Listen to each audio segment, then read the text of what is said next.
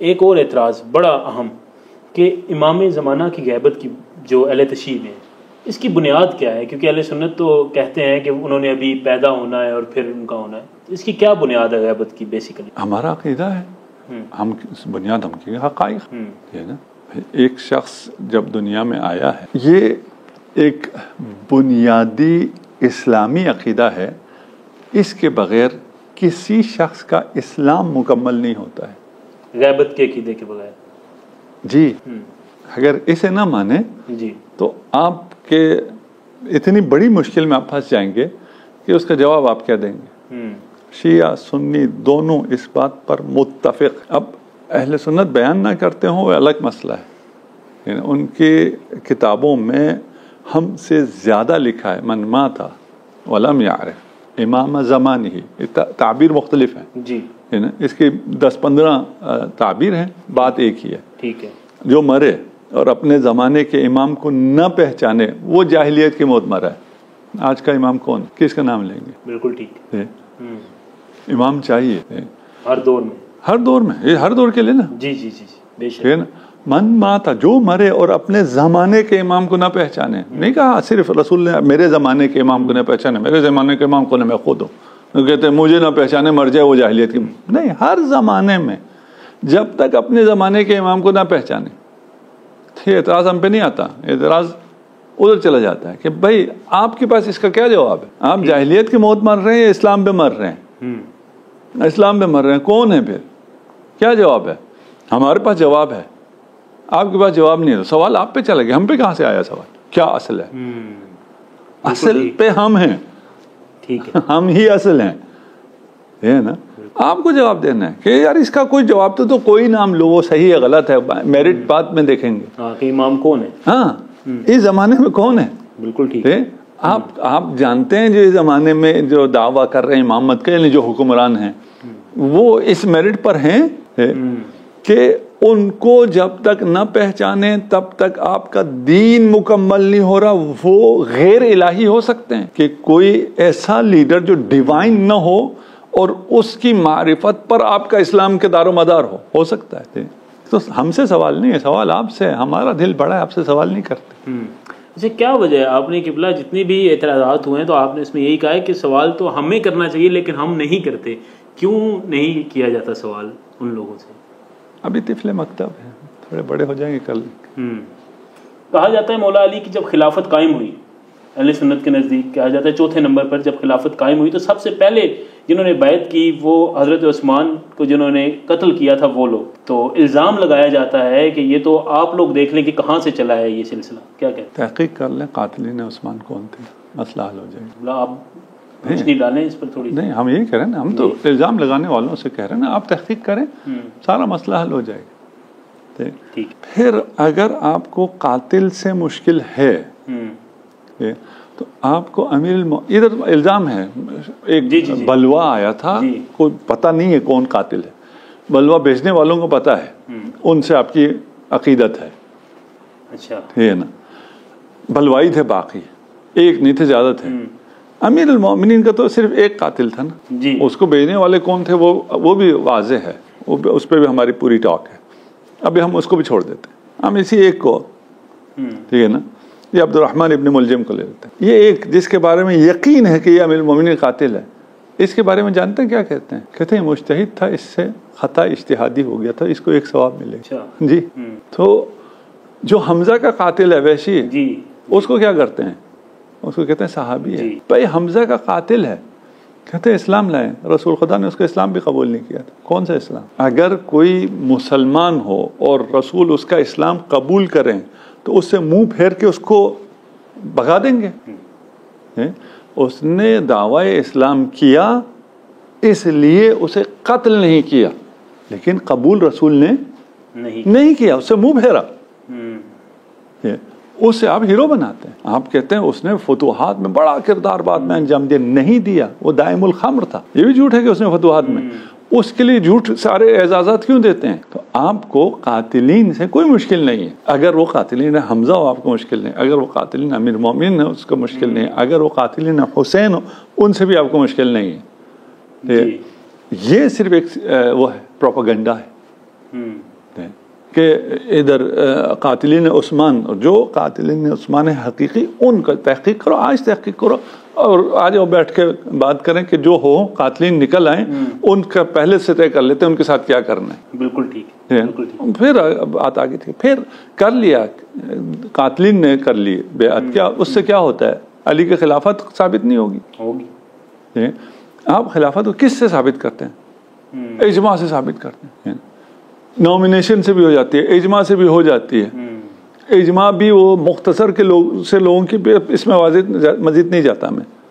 لوگ کہتے ہیں کہ مولا علی کی خلافت تو مانی ہی نہیں لوگوں نے، بہت کم لوگوں نے وہ خلافت مانی تھی مولا علی کی. نہیں، اتفاقاً سب سے زیادہ خلافت جو مانی گئی وہ مولا علی کی خلافت تھی.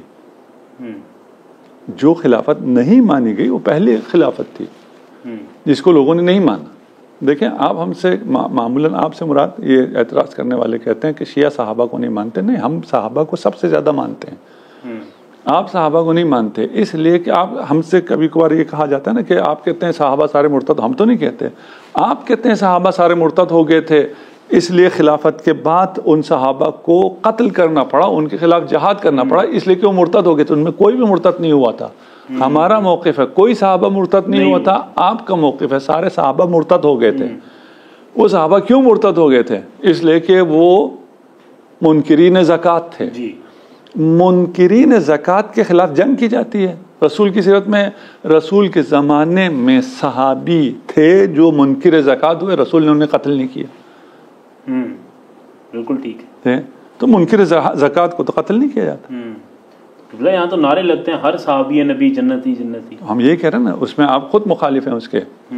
آپ کہتے ہیں کہ صحابی سارے، کیونکہ آپ جب کہتے ہیں نا یہ جو مرتد ہو گئے تھے، مرکن ہو گئے تھے، ان کے خلاف جہاد کیا حضرت ابوبکر نے، تو وہ سارے کون تھے؟ صحابی تھے نا. تو آپ الزام لگاتے ہیں صحابی کے خلاف. آپ ان کو مرتد ہونے کا فتویٰ بھی لگاتے ہیں، اس بنا پہ ان کو قتل بھی کرتے ہیں. مالک ابن نویرہ کو قتل کیا. کیوں قتل کیا؟ مرتد ہو گیا تھا. کیسے مرتد ہوا تھا؟ رات کا کھانا ساتھ کھائے، نماز ساتھ پڑھی، پھر نظر پڑ گئی مالک کی بیوی پہ تو رات میں سر اتار لیا، مرتد ہو گیا. صحابی تھا نا. تو ہم صحابہ کو بھی ہم مانتے ہیں، صحابہ کی عظمت کے بھی ہم قائل ہیں. خلافت پہ امیر المؤمنین کا اجماع ہوا ہے، سب نے مانا ہے.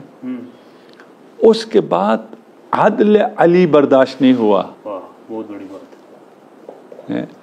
کیونکہ عدل علی برداشت نہیں ہوا، وہ بھی کس سے؟ ایک مراعات یافتہ طبقے سے. جب وہ مساوات نبی دوبارہ پلٹ کے آئی اور کچھ کو مراعات کی عادت ہو گئی تھی، اس وجہ سے یہ کچھ لوگ بلوائی باہر آئے اور انہوں نے لوگوں کو جمع کیا.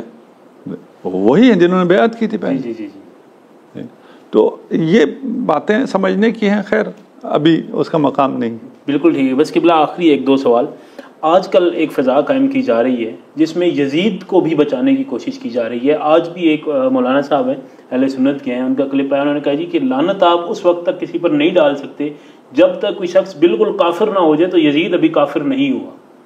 آج یہ کلپ وائرل ہے، کیا کہنا ہے؟ کچھ بھی نہیں، کیا کہیں، جاہلوں کی بات پہ کیا کہنا.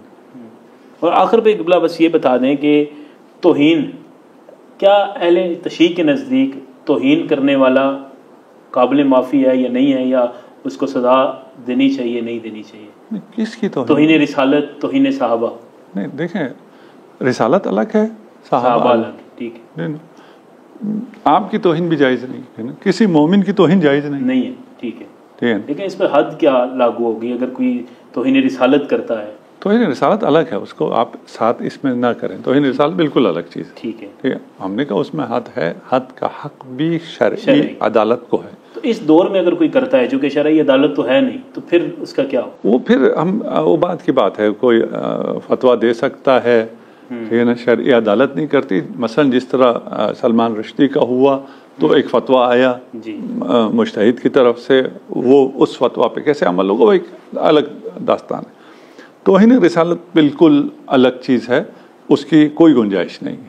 ٹھیک ہے. اس پر حد ہے. ٹھیک ہے. وہ ایگزیکیوٹ کیسے ہوگا وہ بات کی بات. ٹھیک ہے. باقی توہین پر کوئی قانون نہیں. رسول کے بعد صحابہ کی توہین پہ، اگر صحابہ کی توہین پہ بنتا ہے تو اصحاب آپس میں جو ایک دوسرے کی توہین کرتے تھے اس پہ کیا کریں گے؟ آپ فتویٰ لگائیں گے؟ آپ کہتے ہیں یہ مشاجرات صحابہ ہے، یہاں خاموش رہو. خاموش کا کیا مطلب؟ اوکے ٹھیک ہے، ہو سکتا ہے ایک ایسا کام کیا جس میں اس کی عدالت بھی ساقط نہیں ہوتی. لیکن ایک اہل تشیع بچہ ہے، وہ سوشل میڈیا پر اپنا نظریہ، اپنا ایک عقیدہ پوسٹ کرتا ہے، اس پر FIR ہو جاتی ہے. نہیں، ہم قانون کی بات نہیں کر رہے ہیں، ہمیں قانون سے کوئی کام لینا دینا نہیں ہے نا. امر واقع ہم شرع کی بات کر رہے ہیں. ہم کہتے ہیں شرع میں، اسلام میں، اور نہ صرف ہمارے، ٹھیک ہے نا، کسی کے ہاں بھی توہین صحابہ کی وجہ سے وہ واجب القتل ہو جائے یا اس کی کوئی سزا ہو، نہیں ہے. یہ آپ کے نزدیک بھی نہیں، یعنی اہل سنت کے نزدیک بھی نہیں. اسی لیے آپ کہتے ہیں اس صحابی نے اس صحابی کی توہین کی، اب یہ صحابی کیا ہوگا؟ یہ بھی رضی اللہ. اس صحابی نے اس صحابی کو قتل کیا، کیا ہوگا؟ پھر بھی یہ رضی اللہ. بالکل ٹھیک. توہین سے اوپر آ گیا نا، قتل کیا. اس صحابی نے اس کے خلاف سب و شتم کا بازار گرم کیا، ممبروں سے اس کے اوپر سب و شتم کیا، اب یہ کیا ہے؟ اب بھی یہ رضی اللہ ہے. بالکل ٹھیک، بالکل صحیح. آخر میں قبلہ ایک پیغام دے دیں اتحاد بین المسلمین کے حوالے سے، اتحاد بین المسالک کے حوالے سے، کس طرح ممکن ہے؟ ہمیں سب سے زیادہ جس چیز کو اپنے نظر میں رکھنا چاہیے وہ ہے حب اللہ. بے شک ہم سب اللہ کے بندے ہیں، اور اس کا جو پسندیدہ دین تھا اسلام، اس کے ہم سب پیروکار مسلمان ہیں. اس کے بعد ہمارے اختلافات اپنی اپنی جگہ ہیں. بالکل ٹھیک. اگر اللہ سے محبت ہو تو اللہ کے سامنے جھکنے والے سے بھی محبت ہوگی. واہ، بے شک. اگر اللہ سے محبت نہ ہو، اللہ کے دین سے محبت نہ ہو، اور آپ کی محبت کا محور اور لوگ ہوں تو آپ ایک دوسرے سے آپ کو نفرت ہوگی. بالکل ٹھیک ہے. قبلہ ایک دفعہ پھر آپ کا بہت شکریہ کہ آپ نے اپنے قیمتی وقت میں